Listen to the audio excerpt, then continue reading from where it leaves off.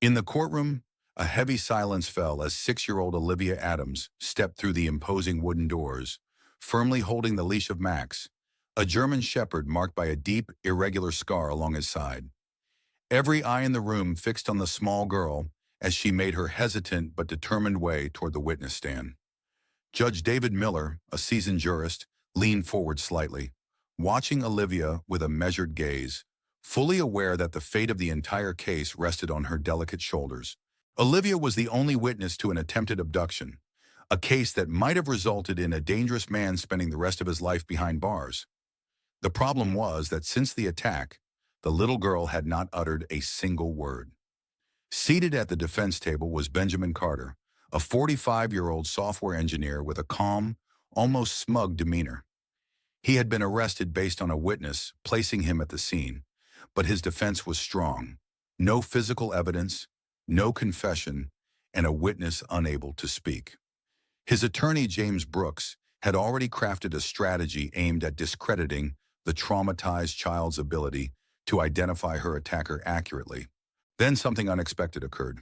As Olivia took her seat on the witness stand, her bright eyes met Benjamin Carter's, and her tiny fingers began to tremble with a subtle gesture, a signal she had learned through weeks of therapy. Only two in the room understood: Max and Judge Miller. Max's reaction was instantaneous.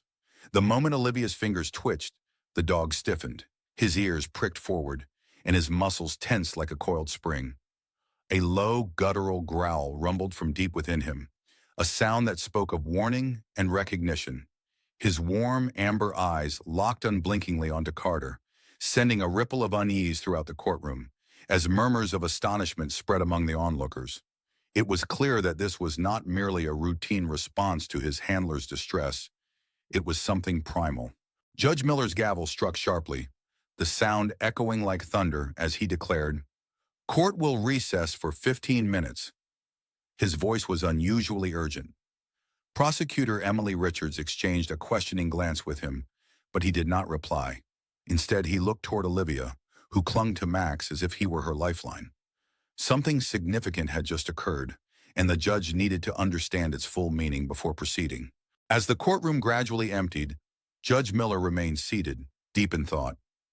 In his many years on the bench, he had seen much, yet never had a therapy dog reacted with such unmistakable certainty. What had Max recognized, and what would that mean for the case? In the corridor, Olivia knelt beside Max, her tiny hands gripping his fur tightly, while her mother, Linda Adams, gently brushed her daughter's curly hair. "Sweetheart, are you all right?" she whispered, but Olivia did not respond. She didn't need to. Her grip tightened as if seeking in Max the sole certainty in an otherwise uncertain world.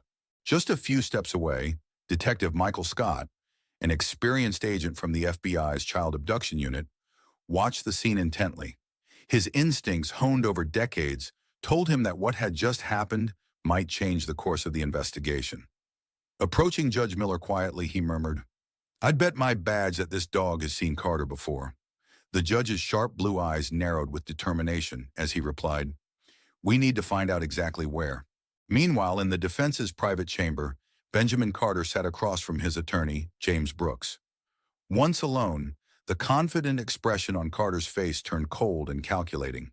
His fingers drummed against the table as he silently repeated, "The girl may not have spoken, but the dog reacted. She recognizes him." Brooks merely raised an eyebrow, though his mind raced. He hadn't considered that Max might become the key to unraveling everything. When the 15-minute recess ended, Judge Miller rose, took a deep breath, and resumed proceedings with renewed resolve. He did not believe in coincidences, and his intuition told him that Max had just provided the most crucial clue in the trial. It was time to dig deeper, and for the first time since the case had begun, he sensed the tide was beginning to turn. Later, in a courtroom nestled in the suburbs of Denver, Colorado, Olivia's life took an irreversible turn. Not long ago, she had been a lively, chatty child whose sparkling eyes brimmed with curiosity and mischief. She had loved fairy tales, cuddly toys, and the way her mother, Linda Adams, read bedtime stories with animated voices. That fateful afternoon, however, everything changed.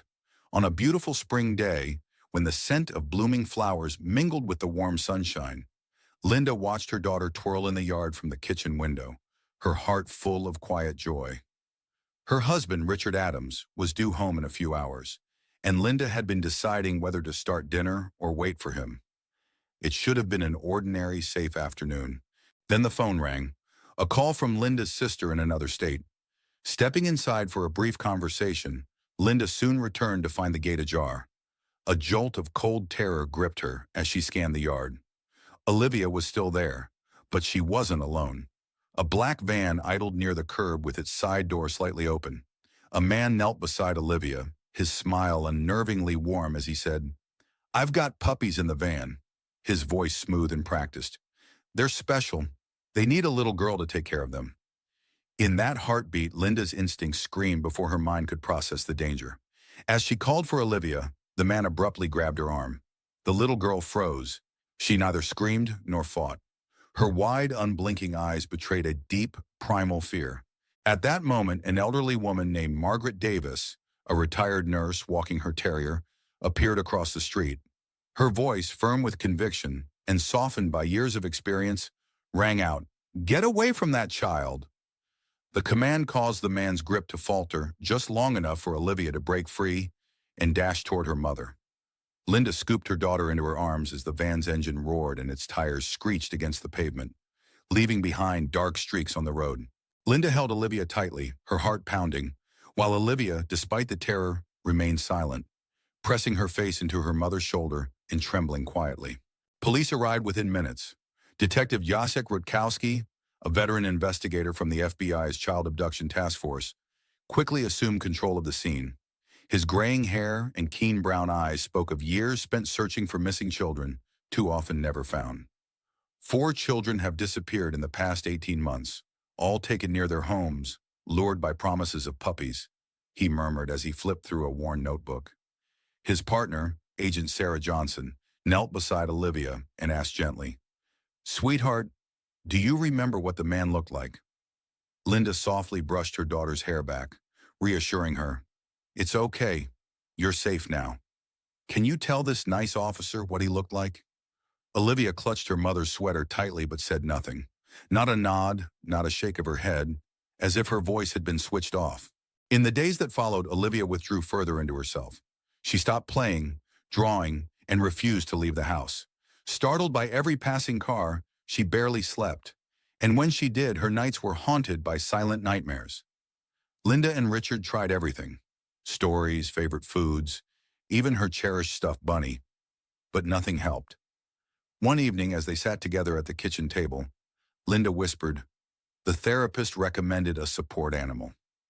Richard, tired and defeated, simply sighed, yet agreed to try anything. That decision would change everything. Although Olivia had lost her voice, there was someone who still understood her. Max. At the Animal Rehabilitation Center headed by Dr. Susan Carter, the air was thick with antiseptic and the natural scent of fur. In a quiet room where the clock ticked steadily and occasional sounds of paws on tiled floors echoed, Max lay quietly, a German shepherd who had once been one of the finest K-9 officers in the city's police force. His keen instincts and rigorous training had saved lives, yet a scar from a heroic rescue mission had forced his early retirement. That was until Dr. Carter intervened, convinced that his sharp mind and unwavering loyalty still held great value. Linda sat nervously as she clutched Olivia, who had not spoken a word in 2 weeks. Dr. Carter knelt beside the little girl and said softly, "Hi, Olivia. My name is Susan. I work with special dogs that help children who've been through scary experiences." Olivia remained silent, though her gaze shifted toward the large German shepherd. "If you'd like, you can come over. Max will wait right here," Susan assured her. After a long, hesitant moment, Olivia slowly stepped away from her mother and, with a trembling but determined hand, reached out. When Dr. Carter nodded, Max carefully lowered his head and took a cautious step forward. In that instant, when his warm breath brushed against Olivia's palm, something shifted. Her fingers curled slightly, grazing Max's thick fur, and Linda let out a soft sigh of relief. This was the first step toward normalcy. Over the following weeks, Max and Olivia became inseparable. Olivia would sit by Max for hours, gently tracing the scar along his side. When nightmares jolted her awake in the middle of the night, it was the steady beat of Max's heart that soothed her fears. Though she still did not speak, she began to draw again. Simple crayon sketches of a little girl and a dog standing together against shadowy figures. One day during a visit at Dr. Carter's center, Olivia watched Max perform a simple trick. In a barely audible whisper, she said, "Good dog," so softly that for a moment Linda thought she had imagined it. Yet the look in Olivia's eyes spoke volumes. Tears welled in Linda's eyes as she whispered, "Oh, darling." Dr. Carter smiled gently.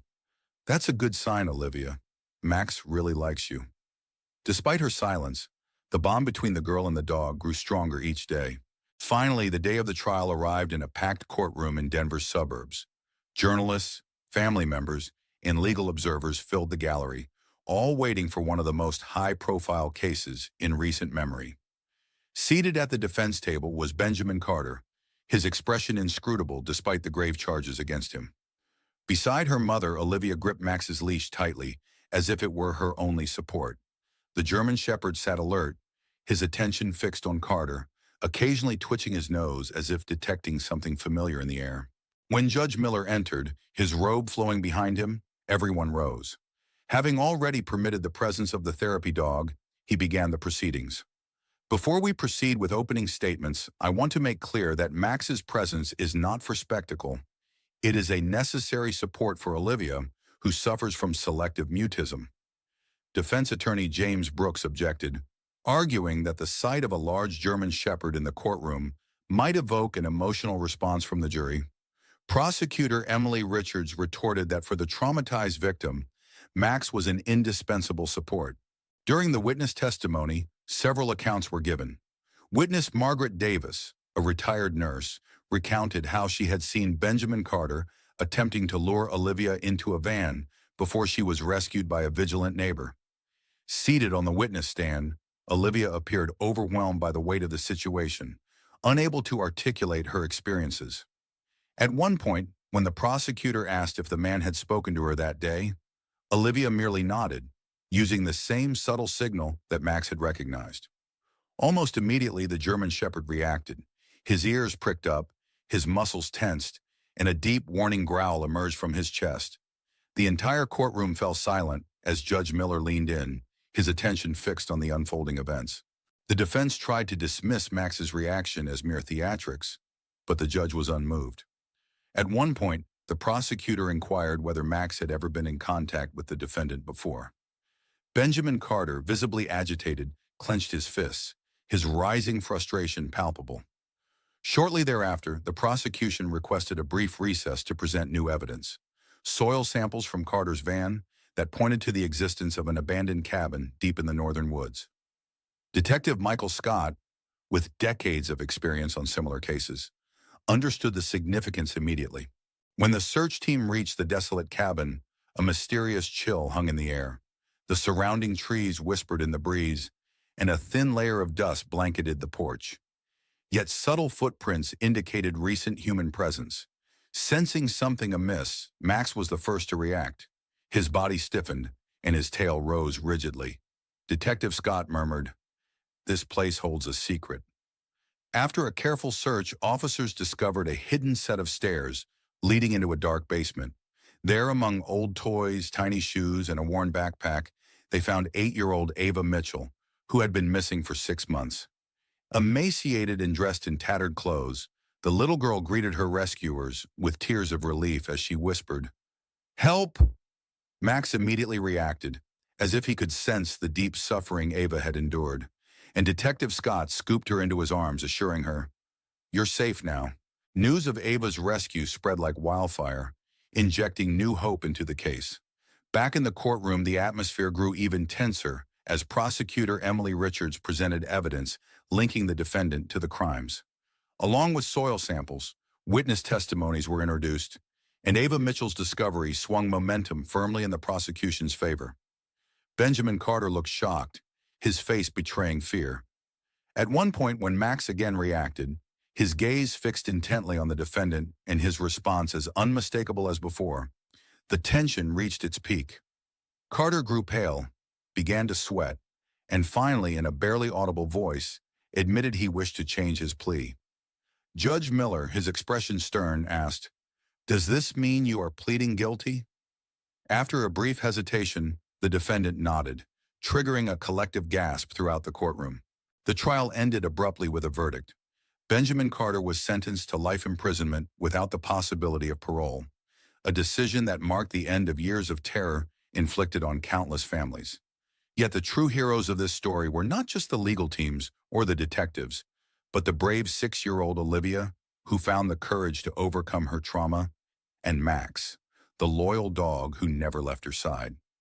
In the days following the verdict, for the first time in weeks, Olivia managed to speak a few words while gently holding Max's face in her small hands. "Thank you."